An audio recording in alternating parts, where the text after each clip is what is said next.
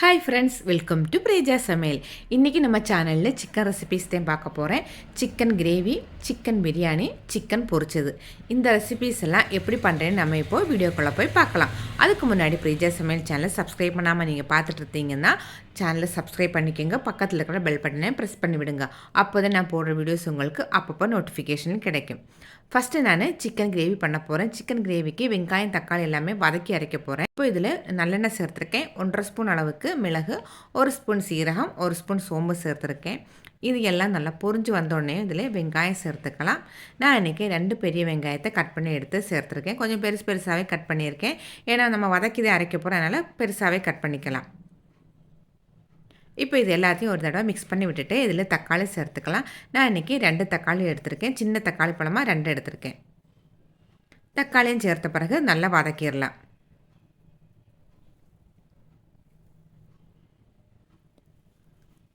இப்போ இதெல்லாம் நல்லா வதங்கி வந்துடுச்சு. இதில் கொஞ்சமாக தேங்காய் சேர்த்துக்கலாம். ரொம்ப சேர்க்க வேண்டாம், கொஞ்சமாக மட்டும் சேர்த்துக்கலாம். தேங்காய் சேர்த்த பிறகு எல்லாத்தையும் ஒரு தடவை கலந்து விட்டுட்டு அடுப்பு ஆஃப் பண்ணிக்கலாம். அதுக்கப்புறம் இன்னும் வதக்க வேண்டாம்.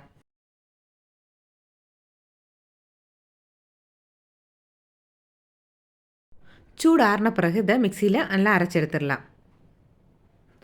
அடுத்து பிரியாணி செய்கிறதுக்காக குக்கர் அடுப்பில் வச்சுருக்கேன். இதில் இப்போது நெய்யும் சேர்த்துக்கலாம். கூடவே கொஞ்சம் ரிஃபைண்ட் ஆயிலையும் சேர்த்துக்கோங்க. இப்போ இதில் ஓல் ஸ்பைசஸ் எல்லாமே சேர்த்துக்கலாம். பட்டை, கிராம்பு, ஏலக்காய், அன்னாச்சிப்பூ, பிரியாணி இலை எல்லாத்தையும் சேர்த்துருக்கேன். எல்லாம் நல்லா புரிஞ்சு வந்தோடனே இதில் வெங்காயம் சேர்த்துக்கலாம். 2 பெரிய வெங்காயத்தை இந்த மாதிரி ஸ்லைஸாக கட் பண்ணி சேர்த்துருக்கேன். கூடவே வெங்காயம் வதங்குற அளவுக்கு கொஞ்சமாக உப்பையும் சேர்த்துக்கலாம்.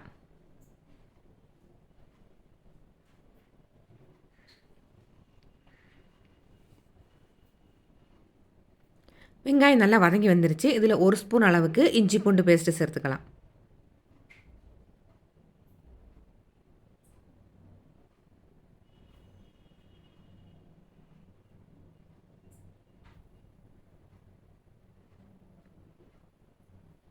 அடுத்ததில் 4 பச்சை மிளகா, 2 தக்காளியை கட் பண்ணி வச்சுருக்கேன். அதையும் கூட சேர்த்துக்கலாம். எல்லாம் சேர்த்து நல்லா வதங்கி வரணும். நல்லா சுருள வதங்கினாதே பிரியாணி டேஸ்ட்டாக இருக்கும்.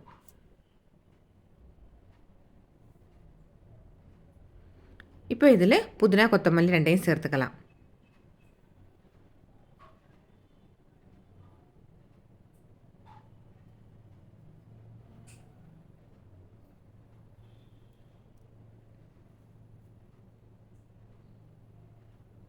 எல்லாம் சேர்ந்து நல்லா வதங்கி வந்துருச்சு. இப்போ புளிப்பு இல்லாத தயிர் ஒரு 1/4 அளவுக்கு சேர்த்துக்கோங்க. புளிப்பான தயிர் சேர்க்காதீங்க, பிரியாணிக்கு ரொம்ப புளிப்புத்தன்மை இருக்கும். அதனால் புளிப்பு இல்லாத தயிராக சேர்த்துக்கோங்க. அடுத்ததில் நம்ம மசாலா சேர்த்துக்கலாம். நான் இன்றைக்கி இதில் 1 ஸ்பூன் அளவுக்கு மிளகாய்த்தூள் சேர்த்துருக்கேன். தனி மிளகாய்த்தூள் சேர்த்துருக்கேன். 1 ஸ்பூன் அளவுக்கு மல்லித்தூள் சேர்த்துருக்கேன். 1/4 ஸ்பூன் அளவுக்கு கறி மசாலா பொடி. பொடி எல்லாம் சேர்த்த பிறகு மசாலாவோட பச்சை வாடை போகிற வரைக்கும் நல்லா வதக்கிக்கோங்க.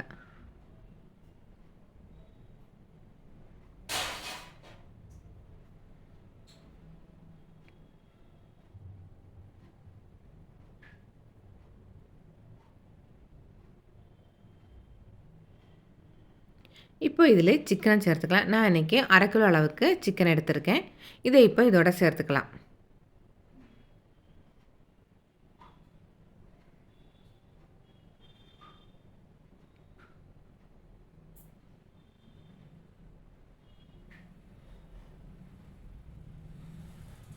எல்லாம் நல்லா மிக்ஸ் பண்ணி விட்ட பிறகு தேவையான அளவுக்கு தண்ணியை சேர்த்துக்கலாம்.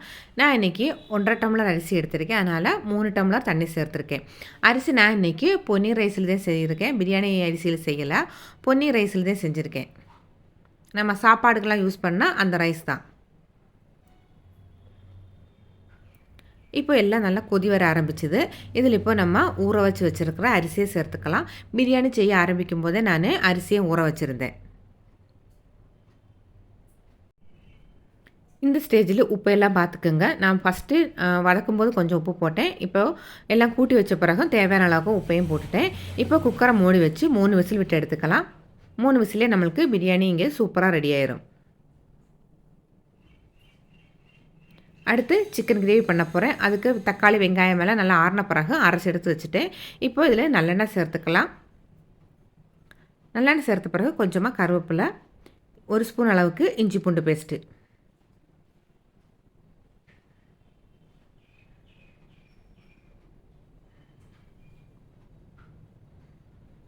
இப்போ நம்ம அரைச்சி வச்சுருக்கிற தக்காளி வெங்காயம் தேங்காய் அரைச்சி அந்த பேஸ்ட்டை இதோட சேர்த்துக்கலாம்.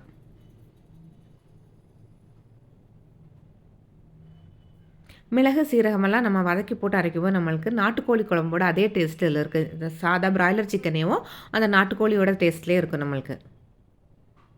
இப்போ இதுக்கு மசாலா சேர்த்துக்கலாம். 1 ஸ்பூன் அளவுக்கு மல்லித்தூள், 1 ஸ்பூன் மிளகாய்த்தூள், 1/4 ஸ்பூன் அளவுக்கு மஞ்சத்தூள், 1/2 ஸ்பூன் கறி மசாலா பொடி. ஃபஸ்ட்டு தாளிக்கும் போது நம்ம பட்டை கிராம்புலாம் போடலை, அதனால் 1/2 ஸ்பூன் அளவுக்கு கறி மசாலாவே சேர்த்துருக்கேன். இப்போ மசாலாவோட பச்சை வாடை போகிற வரைக்கும் நல்லா வதக்கிடலாம். எல்லாம் நல்லா வதங்கி வந்துடுச்சு. இப்போ க்ளீன் பண்ணி எடுத்து வச்சுருக்கிற சிக்கன் இதோட சேர்த்துடலாம். 1/2 கிலோ சிக்கன் இருக்குது. இதை இப்போ இதோட சேர்த்து நல்லா மிக்ஸ் பண்ணி விட்டுக்கலாம்.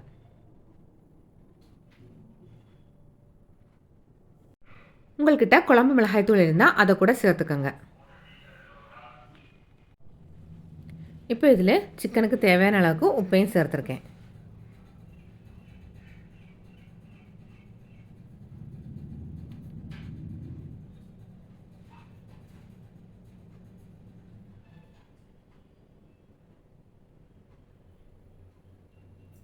கிரேவிக்கு எவ்வளோ தண்ணி வேணுமோ அந்த அளவுக்கு நீங்கள் இப்போ ஊற்றிக்கலாம். நான் இன்றைக்கி கம்மியாக தான் வைக்க போகிறேன், அதனால் அளவான தண்ணியை மட்டும் ஊற்றியிருக்கேன்.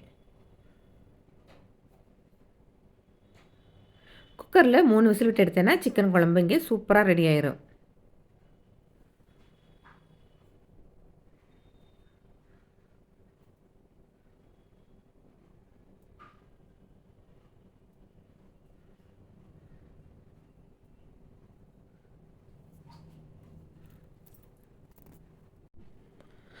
குழம்புக்கு 3 விசில் வந்துருச்சு. இப்போ ஓப்பன் பண்ணி பார்க்கலாம்.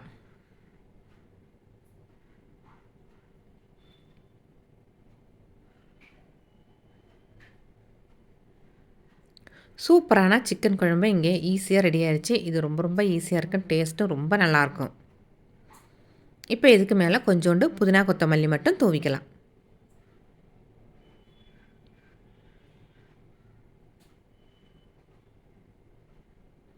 அடுத்து பிரியாணியுமே ரெடி ஆயிடுச்சு, அதையும் ஓப்பன் பண்ணிடலாம்.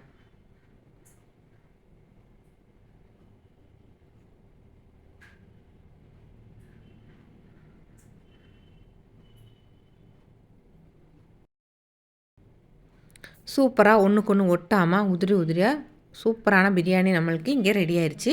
ஒரு சில டைம் பிரியாணி அரிசியில் செஞ்சால் கூட நம்மளுக்கு ரொம்ப குழஞ்சி போயிடும் பிரியாணி. பொன்னி அரிசியில் செய்யும்போது குழையாத, டேஸ்ட்டுமே ரொம்ப நல்லாயிருக்கும்.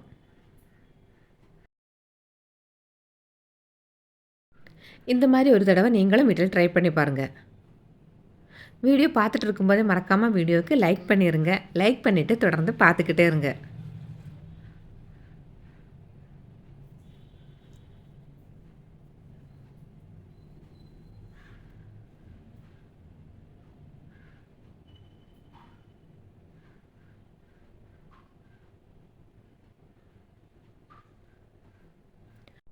அடுத்து சிக்கன் பொரிக்கிறதுக்காக மசாலா எல்லாம் இப்போ இதில் சேர்த்துக்கலாம். நான் இன்றைக்கி சிக்கன் 65 பொடி கடையில் வாங்கினதே சேர்த்துருக்கேன். அது சேர்த்து செஞ்சாதே பசங்களுக்கு ரொம்ப பிடிக்குதுன்னு அந்த பொடி சேர்த்துருக்கேன். அது சின்ன பேக்கெட்டாக இருக்கனால நான் இன்றைக்கி அது 3 பேக்கெட் எடுத்திருக்கேன். ஒரு பேக்கெட் 50 கிராம் அளவுக்கு தான் இருக்கும், அதனால் 3 பேக்கெட் எடுத்திருக்கேன் நான். இது சிக்கன் 3/4 கிலோ அளவுக்கு சிக்கன் இருக்குது. இதோடைய 2 முட்டையும் உடச்சி சேர்த்துக்கலாம்.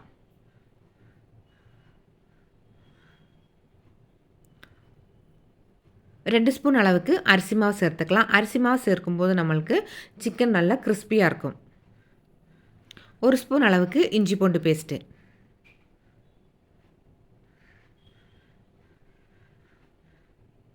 1/4 ஸ்பூன் அளவுக்கு கறி மசாலா சேர்த்துருக்கேன். 1 ஸ்பூன் அளவுக்கு குருமிளகு சேர்த்துருக்கேன். புளிப்பில்லாத தயிர் கொஞ்சம் சேர்த்துக்கோங்க. தயிர் இல்லைன்னா ஒரு 1/2 லெமன் கூட புளிஞ்சு சேர்த்துக்கலாம். ஏற்கனவே சிக்கன் 65 மசாலாவில் உப்பு இருக்குது, அதனால் அரிசி மாவெல்லாம் சேர்த்ததுனால கொஞ்சமாக மட்டும் உப்பு சேர்த்துக்கோங்க. இப்போ இது எல்லாத்தையும் நல்லா மிக்ஸ் பண்ணிடலாம்.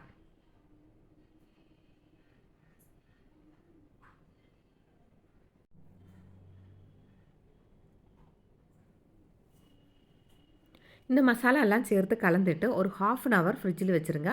அதுக்கப்புறம் எடுத்து பொரிச்சாதான் சிக்கன் டேஸ்டியாக இருக்கும்.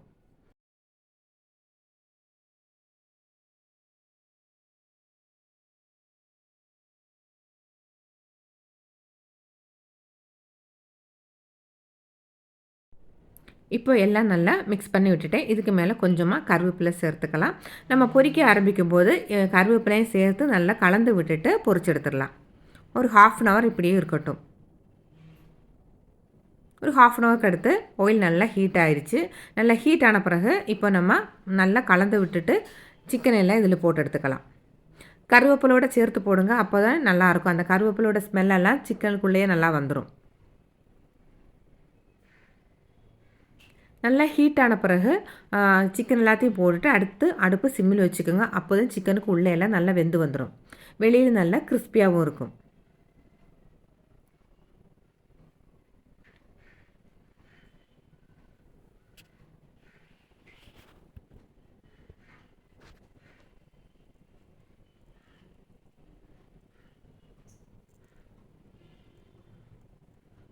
இப்போ ஒரு பக்கம் நல்லா வெந்துருச்சு. இன்னொரு பக்கம் திருப்பி விட்டுக்கலாம்.